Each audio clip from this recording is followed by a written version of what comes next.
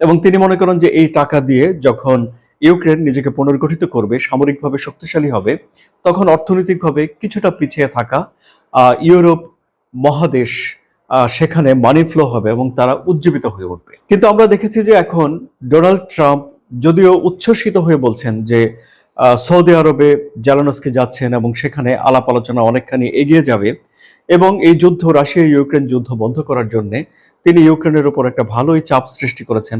সেখানে সামরিক সহায়তা স্থগিত করেছেন, গোয়েন্দা তথ্য সহায়তা স্থগিত করেছেন বলে গণমাধ্যমে খবর এসেছে, এবং তিনি সেখানে একটা নির্বাচন চান। তিনি মনে করেন যে জেলেনস্কির আসলে জনপ্রিয়তা নেই। আবার রাশিয়ার সঙ্গে তার যেই আলাপ আলোচনা এবং বন্ধুত্ব নতুন করে নিবিড় হচ্ছে, এতে করে ডোনাল্ড ট্রাম্প রাশিয়ার প্রতি পক্ষপাতিত্ব দেখাচ্ছেন বলে অভিযোগ রয়েছে জোসেফ স্টিগলিজের।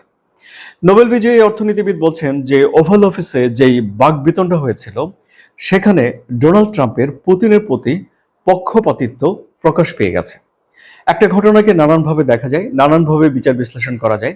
এখন জোসেফ স্টিগলিস একটা নতুন অ্যাঙ্গেল এই ঘটনার বের করে নিয়ে আসলেন, যেখানে তিনি ঠিক যুক্তরাষ্ট্রকে, বিশেষ করে ডোনাল্ড ট্রাম্পকে তিনি খলনায়কের ভূমিকায় রেখে পুরো পরিস্থিতিকে একটা বিশ্লেষণ করেছেন এবং তিনি আসলে সেখানে এই যুদ্ধ কিভাবে বন্ধ হবে তার কোনো রকম একটা পথ দেখাতে পারেননি। তাহলে সুপ্রিয় দর্শক, আমি তার এই আর্টিকেলটি পড়ে আপনাদের সঙ্গে এই চিন্তা ভাবনাটা শেয়ার করলাম। এখন আপনাদের কি মনে হচ্ছে, তিনি কি ঠিকঠাক চিন্তা ভাবনা করছেন, নাকি জোসেফ স্টিগলিজের ভাবনাও পক্ষপাত দুষ্ট?